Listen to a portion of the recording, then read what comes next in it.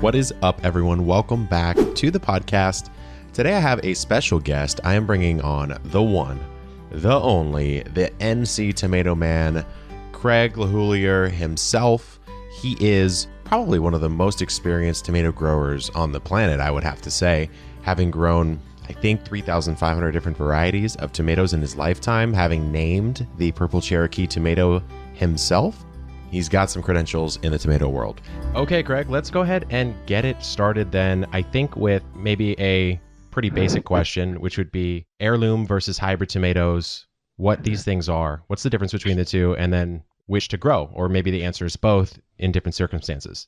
Sure. Well, my first answer would be yes, absolutely. Heirlooms or hybrids just grow tomatoes. You got some sun, put a tomato in. So beyond that, what does one do if a gardener is a tomato lover and there's 10,000 different types of heirlooms and hundreds of different type of hybrids? And we'll get into some of that in future questions. But let's get to the basics. So a hybrid is when someone in a greenhouse somewhere has two secret parents. They know that when they bring the characteristics of the two parents together, they're going to get a great tomato. So somebody in a greenhouse somewhere who knows what these two varieties are is actually taking pollen from the male plant and applying it onto a de-anthered flower on the female plant. The pollen is actually applied. Now, if a tomato forms, the seeds in that tomato are the hybrid, and those end up in the packet that you buy. So Sun Gold, Celebrity, Big Boy, Better Boy, all hybrid varieties.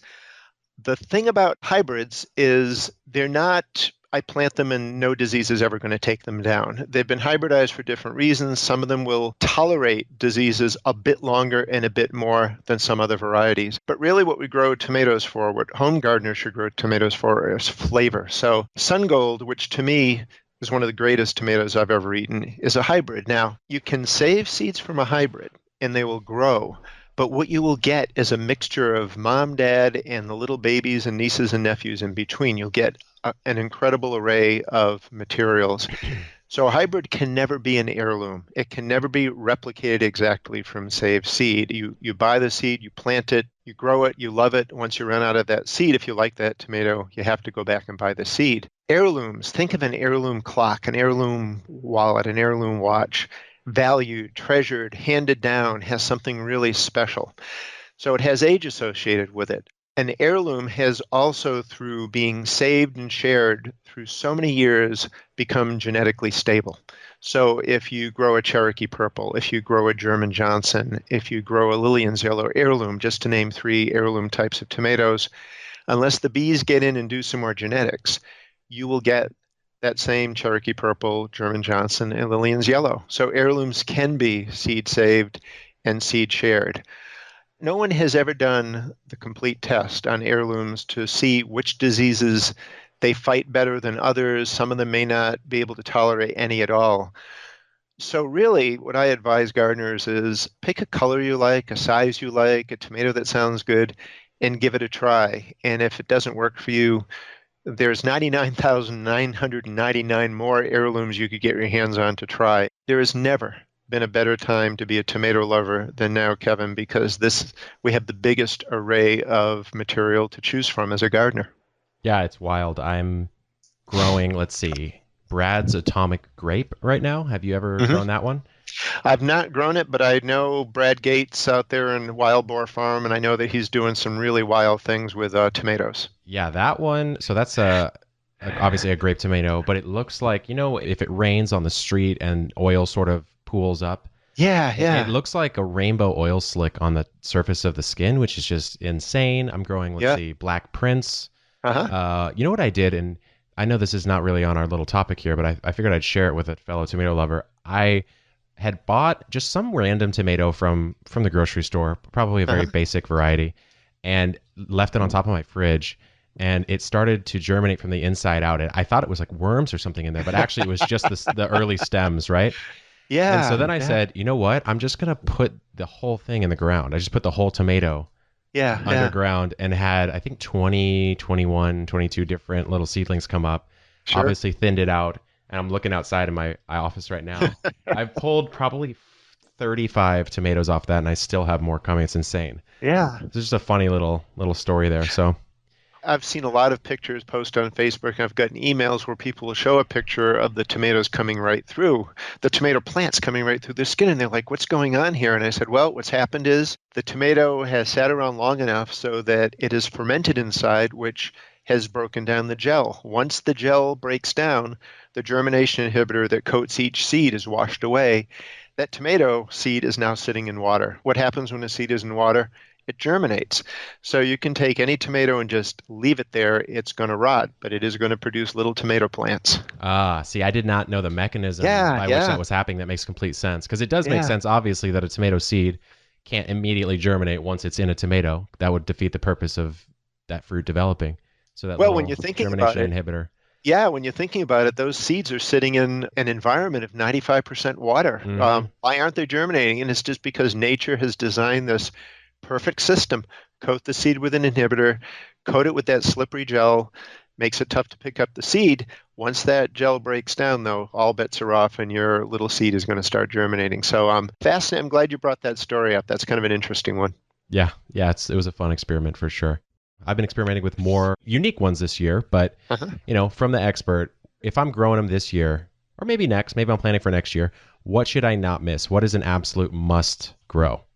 Sure. So one of the things, Kevin, to keep in mind is you could put 100 people in a room and a tomato, and they'll all taste that tomato and find slightly different things about it. So we all have different taste buds and different perceptions and different preferences. So this is the Craig LaHoullier, the NC Tomato Man, having grown 3,500 types of tomatoes in his 37 years of gardening. What is the cream that rises to the top? And I have to put Cherokee Purple on the list. It not only is it absolutely delicious and unique, I was the lucky person that Mr. Green sent the seed to back in 1990. It had no name at the time. All I had was a little bit of a history. So I get to name Cherokee Purple. And it is so bizarre to be able to walk to any farmer's market in the country right now in the summer and see a tomato that just serendipitously back in 1991 I received and named. So love Cherokee Purple, 12 ounces to a pound, very intense flavor. It's got that unique dark color. The very first of the so-called black tomato. So when I received Cherokee Purple,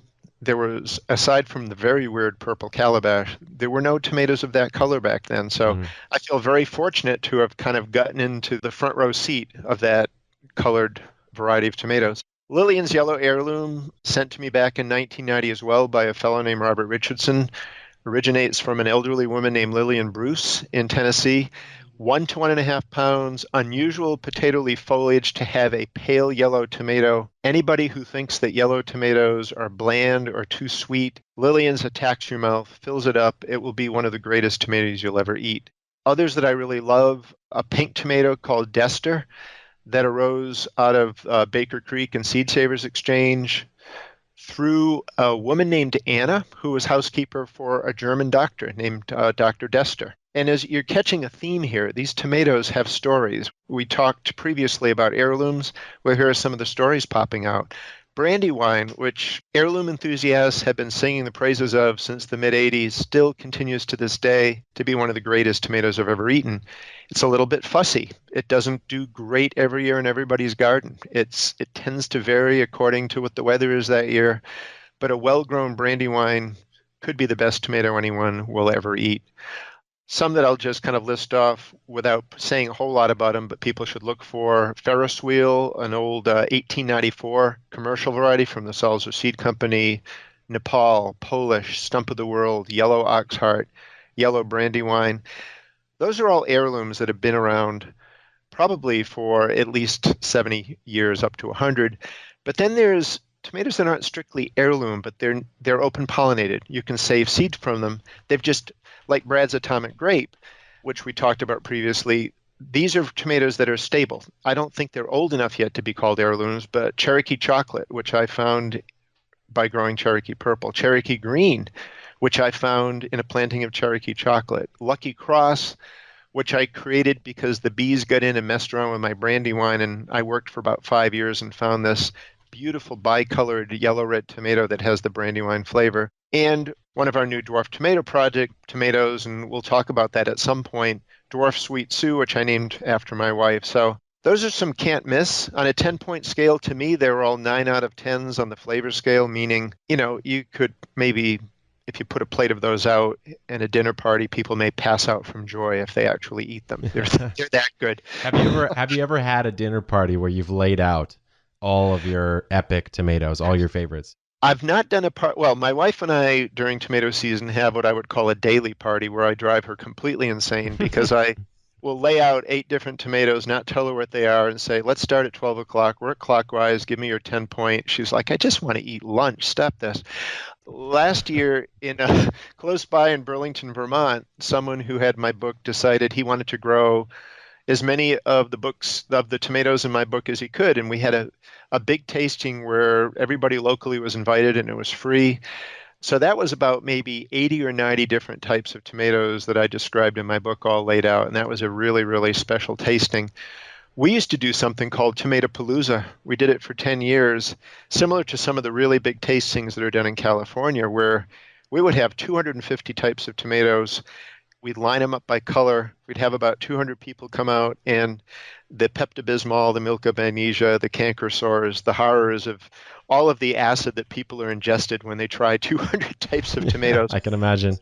Boy, were they fun tastings. And you can have a lot of fun around just discussing these things. I've never been to a blindfolded tasting of tomatoes, and that's something that I would really like to test out.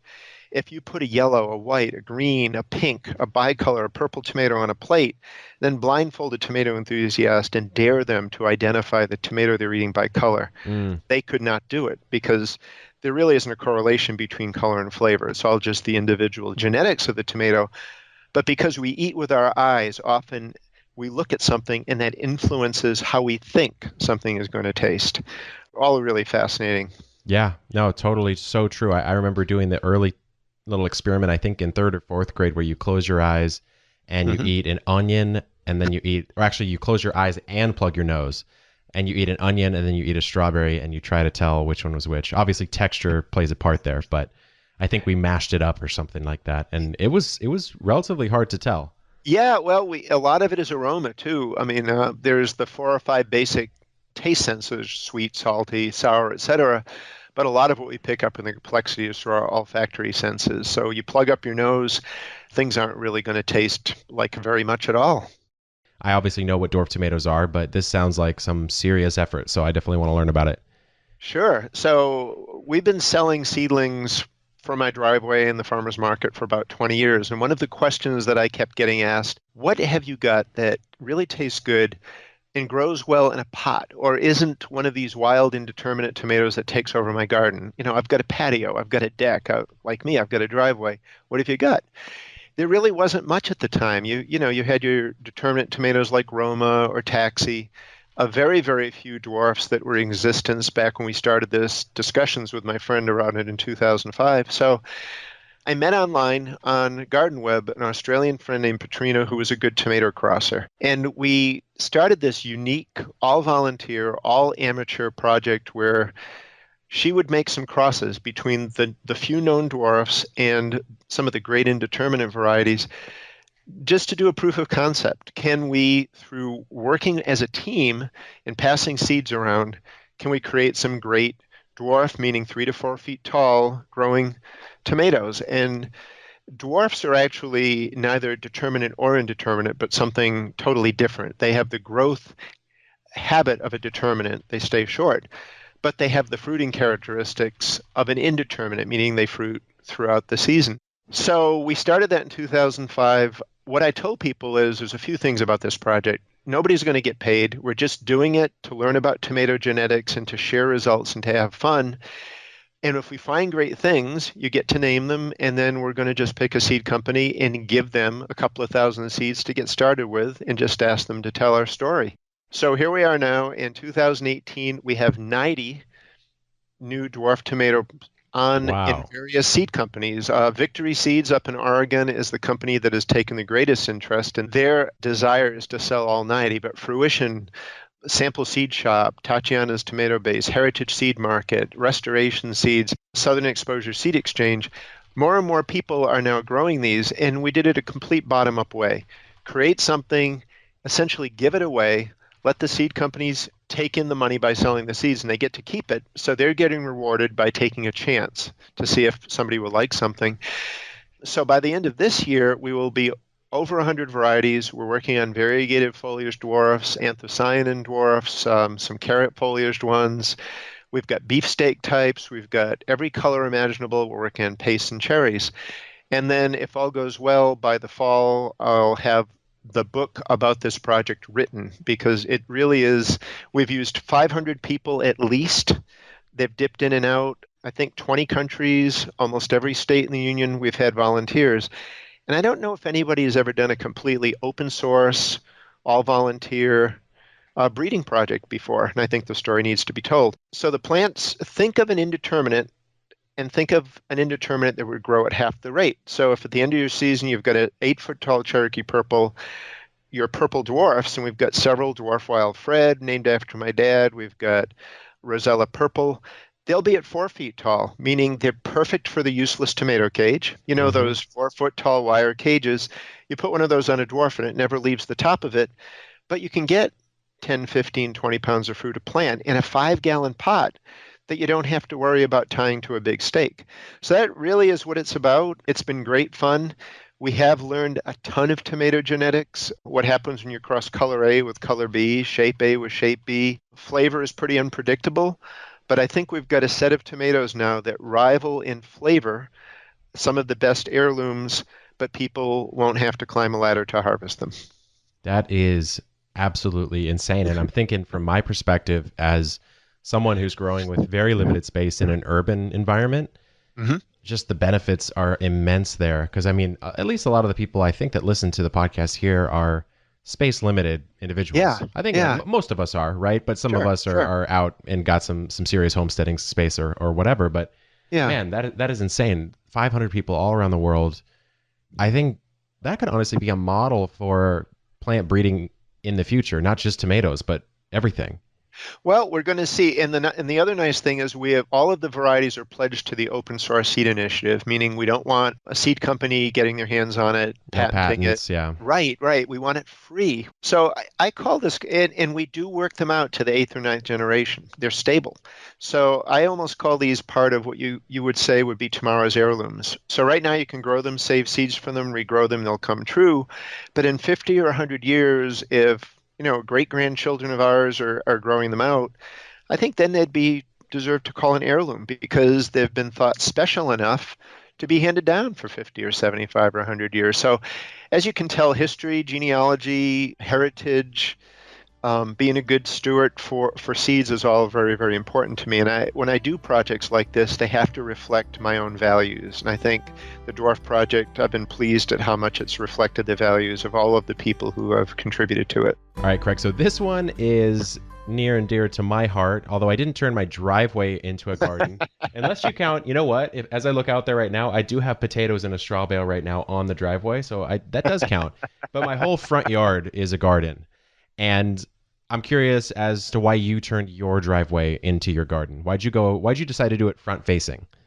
Sure. Well, number one, my daughters wanted to play basketball out there and I got sick of the noise. So I said, I'm going to take it away from you. We're going to put a garden. No, not at all. When I did turn my driveway into a garden, they did bemoan the fact that there weren't the dribbling. So when we moved into our house 26 years ago, I hand dug the 30 by 50 foot plot.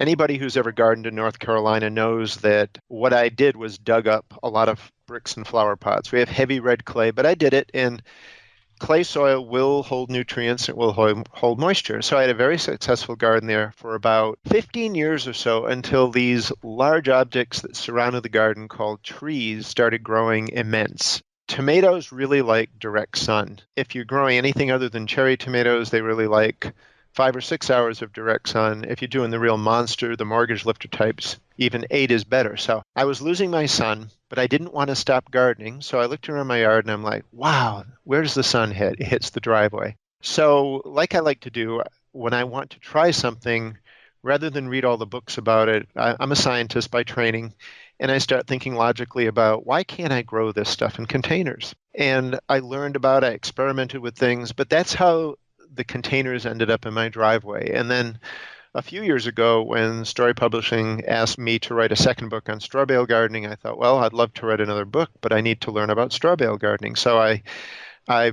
purchased the books that were out there about it, and I wanted to give it a different flavor. I wanted to really test it and find out what its limitations were. So now my garden this year has 16 straw bales and I would say somewhere around 100 containers of various sizes from 15 gallon down to 1 gallon.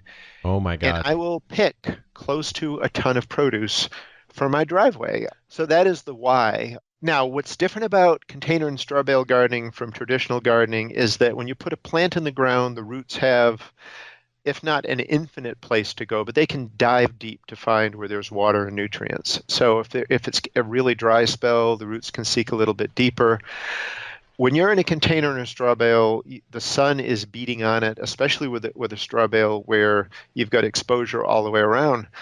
So you are spending a bit of time watering. Now, for those like me who are retired from the corporate world and have time to spend in the garden every day, a daily watering also gives me time to find the tomato hornworms and pick off the diseased lower foliage and see what's ripening. But I am pretty much figuring out that anything you can grow in a traditional garden, you can grow in a straw bale or in a container. Sometimes you have to be a little clever with how you support or stake something because you don't have soil to drive an 8-foot hole into. But you can figure it out. And I've done quite a lot of that through the years, figuring out how to keep everything vertical and upright, appropriately spaced. And it's just a heck of a lot of fun to roll up the garage door and essentially walk into my office first thing in the morning to see what's growing. Have you noticed the effect that it's had on, I don't know where are you in like a suburb? Are you in an urban environment? We are in a suburban cul-de-sac type neighborhood of 150 houses with an HOA. And Ah, at this point, I think because I've got a book out, because I share freely, you want some tomatoes, you want some plants, and I've make it look pretty nice. Everything's cool so far. And I've been, interesting. we've been 26 years, and so far no one has left a little letter in my mailbox saying the garden has to go. Yeah, I've heard so many nightmare stories about that. And in fact, in the book that I'm doing, which is just about urban gardening, I have a little section on dealing with HOAs because it's been such a nuisance for some people. But if you're the Yeah. tomato man, then I think that you get to break the rules. Yeah, well, I don't know if you know Brie Arthur, but she lives right near me, and she's a friend of mine. And she wrote a book on foodscaping, was her first book. So she is big time into integrating food crops, flower crops, herbs into the yard. And that's the same thing that I told her. I said, what you're doing is great, but there is such a dependency on the rules and regulations and even populations of the neighborhood that you're doing this in. You could really bump your head into people who don't like this to see this sort of thing for reasons that, I can't really fathom, but it's a big world out there, lots of opinions. I know it's wild. Now, the further I go down this rabbit hole, I guess, of growing and trying to sort of spread that message through an example is that some people actually don't like it, which starts to like boggle my mind because I'm like, how could you? What's better than this? Like your lawn? Is that somehow better? But that's just everyone's opinion. Well, and I think I try to kill them with kindness. I think, seduce them in, try this little Mexico midget tomato, try this sun gold. And yeah, I mean, kind of changing the world one tomato, one zucchini, one pepper at a time. It's possible. Yeah, totally. I like that mantra right there. I'm gonna meditate on that tonight. As the tomato man, you probably know more than anyone else. How do we mitigate and prevent some of the things that are stopping most gardeners from growing tomatoes successfully? Because I know there's some stat, and it's probably not perfect, that 40% of first-time gardeners do not garden a second season, which is a pretty bad statistic. 4 out of 10 people just never grow anything again. And I think tomatoes are a perennial classic in the garden. That's something that everyone gravitates towards. How do we make sure that everyone who wants to grow them does it well? Sure. And this is such a can of worms. We could spend hours just on Oh this yeah. topic alone. So, but it's a fantastic question, and it's really the first time I've ever been asked at this angle because I think about this a lot. And when you sell seedlings and you write a book and you get emails from people, sometimes people are so seduced by the possibilities that they don't ease in. they don't only jump in, they immerse their whole bodies into it, and they've taken on way too much. They just don't have a great experience. And I think that is how you get to that 40% number. I saw it in the Seed Savers Exchange where people would amass huge collections of crops and then drop out of the Seed Savers Exchange a few years later because they couldn't handle it. So slowly, is what I tell people about straw bale gardening. If you're trying any new technique for the first time, try it just a few. See if you like it, see if it's for you. So with tomatoes, most people love homegrown tomatoes. So the question is not, is it for you? The question is how to make it so that it's a pleasant experience. So I think the first thing is start slow. It's look at the space that you have and look at the hours of sun and pick varieties that are going to have the best chance of doing well there.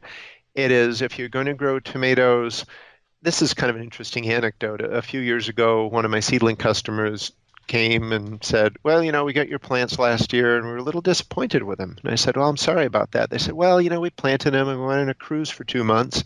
And when we came back, we couldn't even find the plants.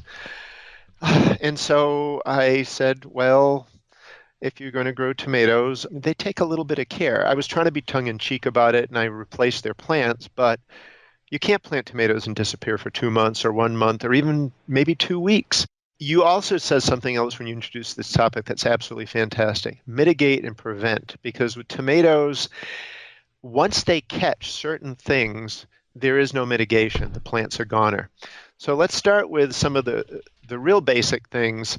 Almost everybody growing tomatoes everywhere, if they've got heat and humidity, will notice within a month or so, their lower foliage starts looking spotted. Could be brown spots, could be brown spots with yellow patches.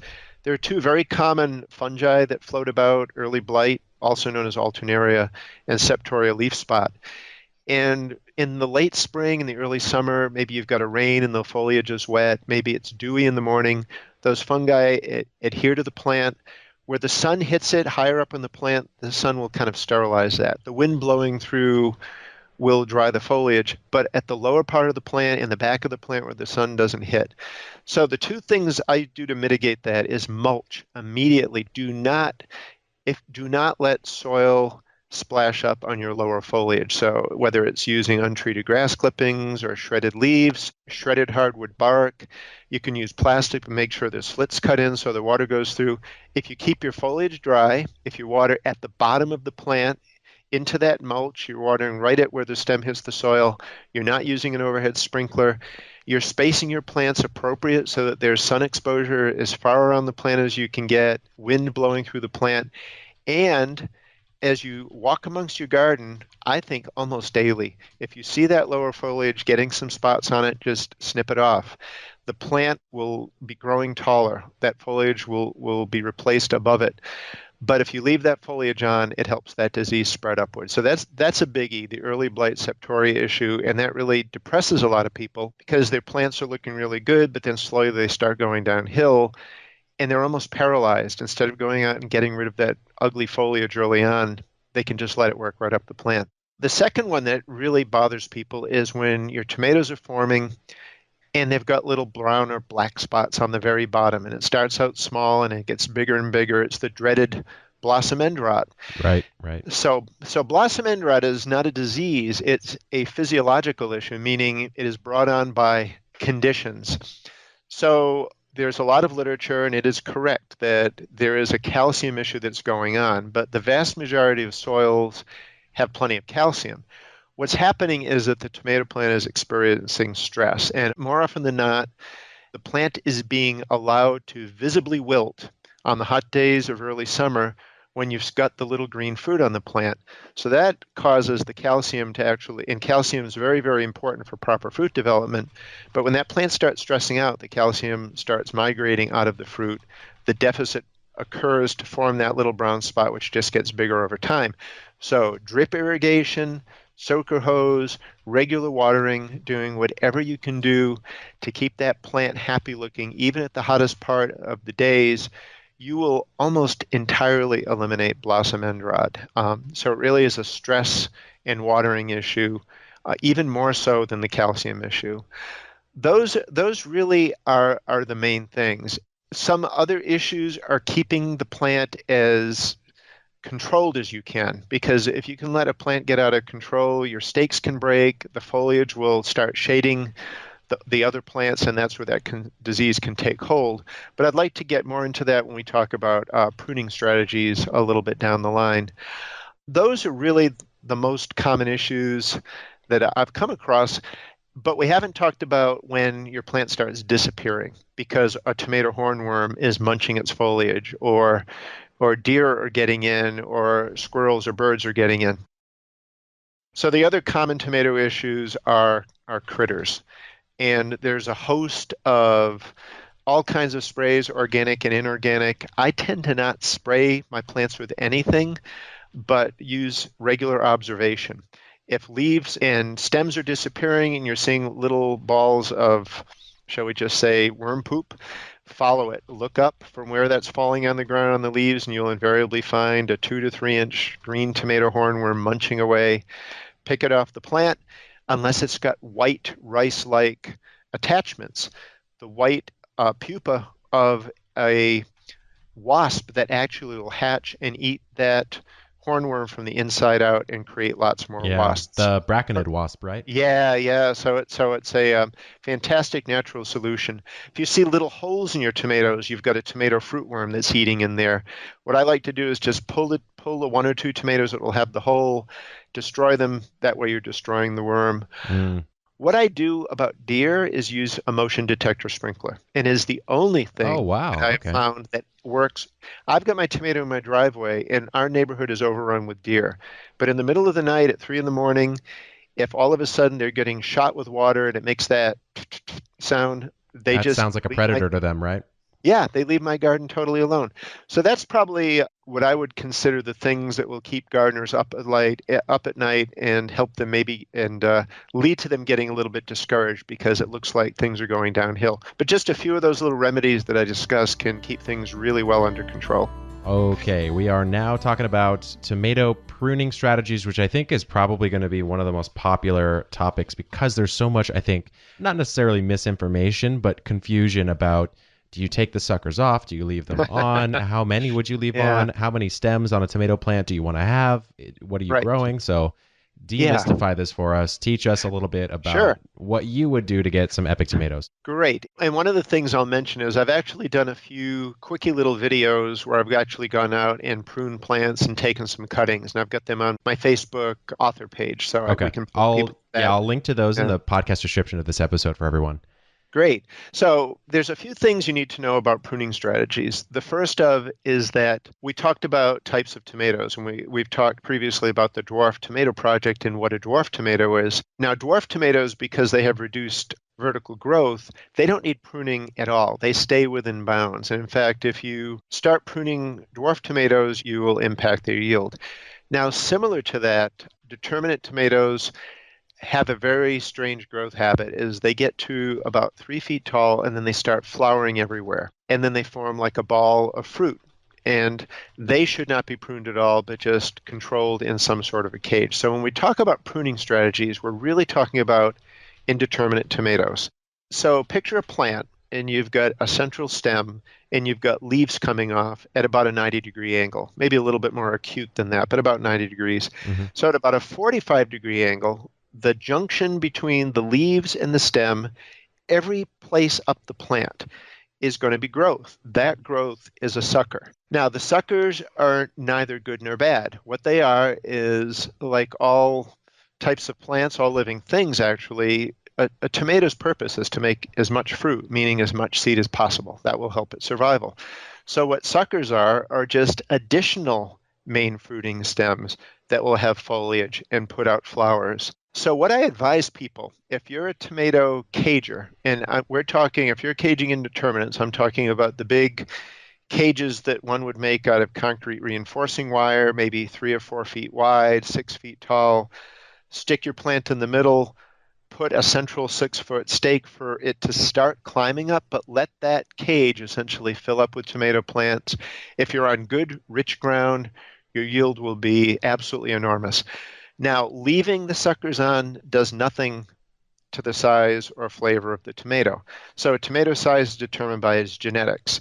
And if you prune all your suckers off and you're growing a mortgage lifter, you'll get a 2-pound tomato. If you're caging a mortgage lifter and leave all your suckers on, you'll get a 2-pound tomato. Why do you want to prune then? Well, if you're a staker and you want to grow vertically to keep foliage off the ground and to provide some space between plants, what I tend to do is I think if I prune all of my suckers off, I'm then counting that every time that tomato blossoms up the plant, whether it's every 6 inches, 8 inches, 10 inches, maybe a foot, depending on the variety, what if the weather is not right for that variety to set fruit? It's too humid, it's too hot. You start getting blossom drop. Well, you could conceivably end up with a 10-foot tall, indeterminate plant where you've pruned all the suckers off, but almost all of the blossoms have dropped, and your yield on that plant may be 3 or 4 tomatoes. So you let one sucker develop, you're doubling the potential yield of that tomato. You let 2 suckers develop, now you've got 3 fruiting stems, you're tripling the production potential of that tomato because each one of those suckers, the 2 that you leave, are going to mimic the flowering of that main stem. So when you start getting beyond 4, 5, 6 suckers, you're going to end up with a lot of plant to deal with once you start getting 3 or 4 feet off the ground because each one of those sucker is going to sucker as well. It's right. Like a fractal. It's like a fractal. You're creating a tomato fractal. If you've got a tall ladder and a tall stake really beaten well into the ground and it's made of strong material, you can do that. But more often than not, that plant will get to about 6, 7 feet tall. You'll get a thunderstorm come through. It will crack the stake. Your plant will go over because it's just too much fruit. The other thing to keep in mind is the plant will also be putting all this energy into creating these suckers and these flowers and these fruit. But in a lot of areas of the country, frost is going to come on before these even have a chance to ripen. So what I do with my determinants is I used 8-foot stakes driven a foot into the ground. You buy them at the big box store. They're the metal core, plastic coated. And I'll pick maybe a number of 3 or 4 suckers go. So that's quite a lot of fruiting. I'll have 4 to 5 main stems, but then I will top them once they get to the top of the stake to control the weight of the top of that plant. So I'll just snip that growing tip off when it reaches about 7 feet off the ground. If you've still got growing season left and it looks like you want to get more harvest out of that, let another sucker or 2 develop from below the plant. Now, what's really good about suckers is if you've got a neighbor that's in love with your Sun Gold or your Cherokee Purple or your Big Boy or whatever, and they don't have a plant, but you have a plant and you've got suckers, you can go up to your plant and chop it off when it's about 6 inches long, and you can either stick it in a glass of water or some damp potting mix and leave it in the shade. In a week, it will root. You can give them an exact clone of your plant. You can use that cloning strategy using the suckers for succession planting. Let's say you have a dozen plants and you're worried that you don't have your critters under control or that the weather's not quite right. Take a sucker off each of those plants and get a backup plant growing. You may not need it, you could give it away, but maybe your plants get diseased and you want to replace them. You've got a replicate of that plant all ready to go. So I look at suckers as a great advantage to be used flexibly by tomato growers in all kinds of different ways, actually. I've been basically just chopping off most of my suckers most of the time, and then I've done the same thing where I've cloned it because I do a lot of hydroponic stuff as well. So for me, it's easy to clone and root quickly because I have a little cloning system, like a 50-site cloning system. So I can I could basically have at least a tomato seedling farm here, or a tomato cutting farm, something like that going on. Sure. So I think maybe we should bring it back to the basics, and then we can kind of tie all those basics into what we talked about this week. And that would be the question of determinate versus indeterminate tomatoes. I know a lot of listeners probably already know the answer here, but maybe we could answer it again for those who don't and kind of extend that answer, tie it to some other concepts. Yeah, let's flesh it out a little bit. So the vast majority of tomatoes are indeterminate. And the reason is when the tomatoes first started becoming a well-known crop with some amount of diversity and variety was back in the 1850s or so.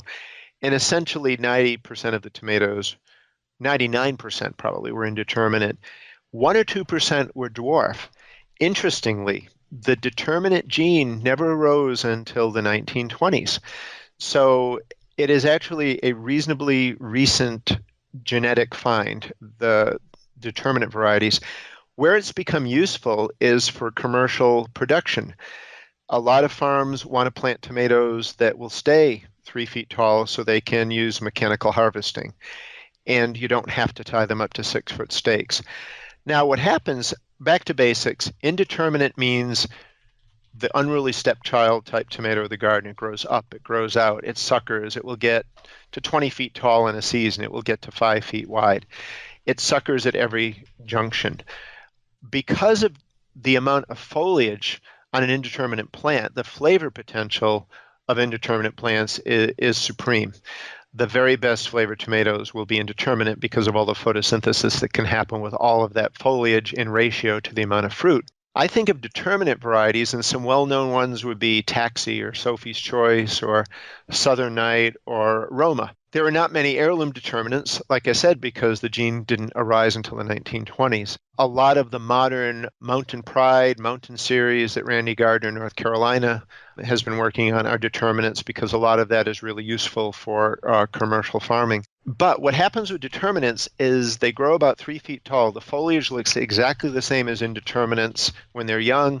All of a sudden, they stop growing up, and flowers start blossoming everywhere. They put on a ton of tomatoes.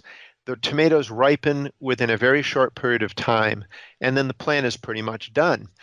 Because there are so many tomatoes in ratio to the amount of foliage, the flavor intensity of determinate varieties is never going to equal those of indeterminates. But let's say you want to make a lot of sauce, you want to can, you want to make tomato paste, you grow aroma type, you get your 3 to 4 foot tall plant in a cage, you get 30 pounds of fruit off it, you harvest it within a few weeks, you can get all of your canning and sauce making done. So they're very, very useful for that sort of thing. Because they're starting to flower on the end of the branches, determinants should never be pruned at all. You just plant them, cage them, let them give you their crop, and then you can pull them. Whereas indeterminate tomatoes are the ones that need the staking and pruning habit because they will just keep going and going and going. Got it. Makes complete sense. Thanks again for the overview or the refresher. I think that's it for now. I'm sure I'm going to get a bunch of emails saying, let's have Craig back on. So I'm sure I'll have you on in the future. But for now, can you just tell us a little bit about if some people who are listening right now want to go check you out, what should they do? Where should they go find you? Sure. Well, if people with questions really can just do nctomatoman@gmail.com, and that's all one word, nctomatoman@gmail.com. My website, which is kind of the one-stop shop, is craiglahoulier.com, and you'll be able to see the spelling of that on the podcast. But I've got the links to the Dwarf Tomato Project. I've got how-to videos. I'm a regular blogger. I'll have information about future books that are coming out and the current books. And really, I'm a pretty regular participant now on Facebook. I have an author page. Just look for NC Tomato Man, Twitter, and Instagram. And for me, Kevin, it's really all about finding ways to share what I'm learning and to learn from those that manage to find me. Because, you can write a tomato book or write a book about anything, and some people may say, well, you're an expert in that. What I say is I'm just in the process of learning more and more about something. But gardening really is just an endless journey. You're always learning. You're learning from something you do. You're learning from other people. But you're never going to be at the destination. That comes back to a question we talked about in an earlier episode of how do we get people to try gardening, try growing tomatoes, and then to stick with it? How do we get them through? There's another part of it. And it's if people are only focused on the destination, the chance for disappointment is much greater than if you learn to love the journey along the way. So for most of my gardens now, having done this for 37 years, it's almost as if the tomatoes at the end of the road, they're great. I can can them, I can eat them, I love to eat them. But it's the stuff that happens every day from the first seed I plant until I harvest those tomatoes that make me the most excited. That's the stuff that makes me leap out of bed every morning because I know I'm going to learn something new. I'm going to meet a new person. I'm going to have something new to share. So that's maybe my plea to everybody out there is just learn to love the journey and the activity of gardening. Listen to the birds as your daily soundtrack out there. And there's just nothing like it. I don't think there's anything that can bring the mental peace that playing in the garden for a few hours can do every day. Yeah, I'm completely with you on that. In fact, that's really one of the reasons that I started it in the first place was I was doing a lot of consulting work, marketing work, etc. in the past, which had me basically tethered to a computer screen. And that's not to say that working on Epic Gardening doesn't have me working on the computer. It certainly does, recording the podcast right now. But I do have that respite. I can go out. I can go make a video, go hang out in the garden. I've got, my little birds. I got a little piece of nature out there at least. I've got some birds, some other things going on. It's just a great little reset from what I guess we might call the abnormal life of modern society. Yeah, well, it certainly is something. I haven't figured out, at 62, it's not quite recognizable to me. So I'm always mostly happiest found in my garden right now. Yeah, I'm with you on that. All right. Thanks so much, Craig. It was great to have you on. Thank you so much, Kevin. There we go, everyone. I really, again, genuinely hope you enjoyed this week. I loved talking to Craig. He's such a friendly, knowledgeable, and great guy to talk to in the gardening world. So if you also enjoyed this, well, then feel free to check out his book. It's called Epic Tomatoes. I think you can get it on Amazon. There's a bunch of different places you can get that book, as well as go check out his website, which is in the podcast description. He does some blogging, very tomato-specific stuff here and there. And he's also got an email list. You can join that. So really just trying to spread the love. If Craig is interesting to you, check his stuff out as well. And if you have any questions for me or Craig, you can hit us both up via email.